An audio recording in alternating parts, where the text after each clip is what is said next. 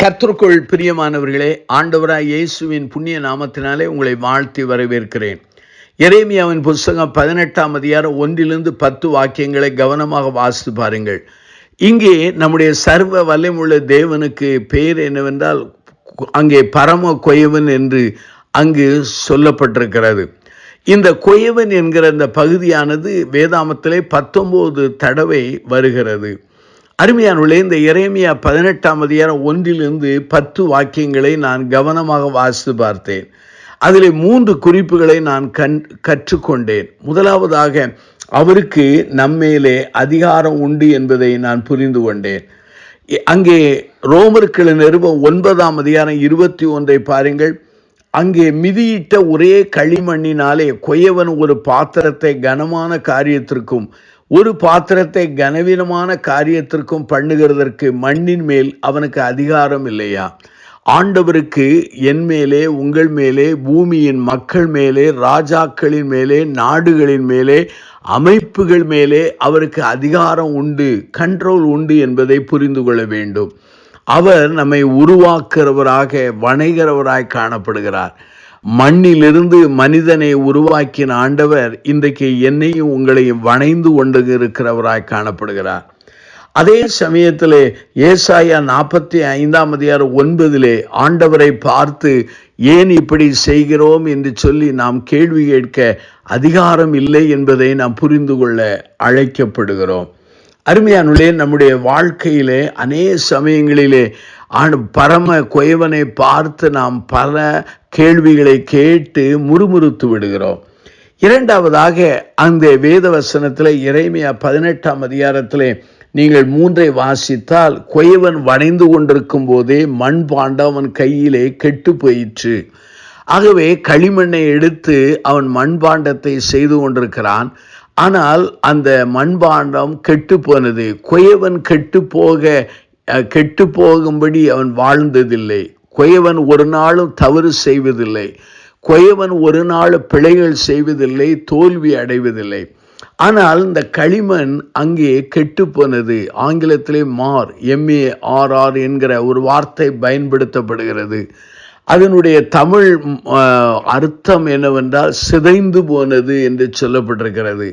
களிமண் கொயவனுடைய சித்தத்துக்கு நோக்கத்துக்கு தக்கபடி இசைந்து போகாததினாலே அது சிதைந்து போனதை நாம் காண முடிகிறது. ஒருவேளை நம்முடைய வாழ்க்கையிலே கீழ்ப்படியாமை, தெய்வத்தின் வார்த்தைகளை தூக்கி எறிந்த மனப்பான்மை, அந்நிய காரியங்களை ஆராதிக்கிற தன்மைகள், இப்படிப்பட்ட நிலை இருக்கலாம். இஸ்ரவேல் ஜனங்களிடத்திலே இந்த பண்பு இருந்தது. அவர்கள் கெட்டு போனார்கள். ஆனால் அந்த கெட்டுப்போன அந்த மண்பாண்டத்தை அவர் தூக்கி எறியவில்லை. மறுபடி தன் பார்வைக்கு கண்டபடி அவர் வேறே பாத்திரமாக அதை வணைந்தான் என்று 4வது வாக்கியம் சொல்கிறது. முதலாவது கண்ட்ரோல், இரண்டாவது நம்மேலே அவர் கரிசனை உள்ளவராயிருக்கிறார். அருமையானவர்களே, நீங்கள் கெட்டு போனார்களும் அல்லது சிதைந்து போனாலும் உங்கள் மேலே அவர் கரிசனை உள்ள ஆண்டவராக இருக்கிறார். அந்த ஜனங்களை வேறே பாத்திரமாக உருவாக்கினார். இந்த இடத்திலே நம்மில் கரிசனை உள்ளவர் என்று சொன்னதோடு நான் நிறுத்திக் கொள்ளவில்லை. அவர் சேஞ்சர், அதாவது தன்னுடைய திட்டத்தை, நோக்கத்தை மாற்றுகிறார். முதலாவது ஒரு பாண்டமாக அவர் உருவாக்க வேண்டும் என்று திட்டமிட்டிருக்கலாம். இப்போது சிதைந்து போதனாலே தன்னுடைய மனதிலே தான் கண்டபடி, தன் மனதிலே சரியாய் எண்ணுகிறபடி வேறே பாத்திரமாக உருவாக்கினார். அருமையானவர்களே, உங்களையும் என்னையும் உயர் ரக அழைப்புக்கு அழைத்திருக்கலாம். நாம் கெட்டு போனதினாலே, ஒத்து போகாததினாலே ஆண்டவர் நம்முடைய வாழ்க்கையிலே வேறே பாத்திரமாக அவர் உருவாக்கி இருக்கலாம். இந்த திருமறை பகுதியை நீங்கள் சரியாய் புரிந்து கொள்ள வேண்டும் என்றால் எரேமியா 18ஆம் அதிகாரம் 1-10 வாக்கியங்களை வாசித்து பாருங்கள். இந்த திருமறை பகுதியிலே ஆண்டவர் பிடுங்குவேன், இடிப்பேன், அழிப்பேன் என்று நான் ஒரு ஜாதிக்கு விரோதமாகவும் ஒரு ராஜ்யத்துக்கு விரோதமாய் சொன்ன மாத்திரத்தில் நான் விரோதமாய் பேசின அந்த ஜாதியார் தங்கள் தீங்கை விட்டு திரும்பினால் நானும் அவர்களுக்கு செய்ய நினைத்த தீங்கை செய்யாதபடிக்கு மனம் மாறுவேன் என்று சொன்னார். பாருங்கள், அந்த ஜனங்கள் ஆண்டவருக்கு விரோதமாய் பொல்லாத வழியிலே நடந்து கொள்ளும் பொழுது, அவர்கள் மனம் திரும்பும் போது அவர்களை தண்டனையின் பாத்திரத்திலிருந்து நன்மையின் ஆசீர்வாதமாக பாத்திரமாய் மாற்றுகிறார். அதே சமயத்தில் கட்டுவேன் நாட்டுவேன் என்று ஒரு ஜாதியும் ஒரு ராஜ்யத்தை குறித்து நான் சொல்லுகிறது உண்டு. அவர்கள் என் சத்தத்தை கேளாமல் என் பார்வைக்கு பொல்லாப்பானதை செய்வார்களானால் நான் அவர்களுக்கு அருள் செய்வேன் என்று சொன்ன நன்மையை செய்யாதபடி மனம் மாறுவேன்.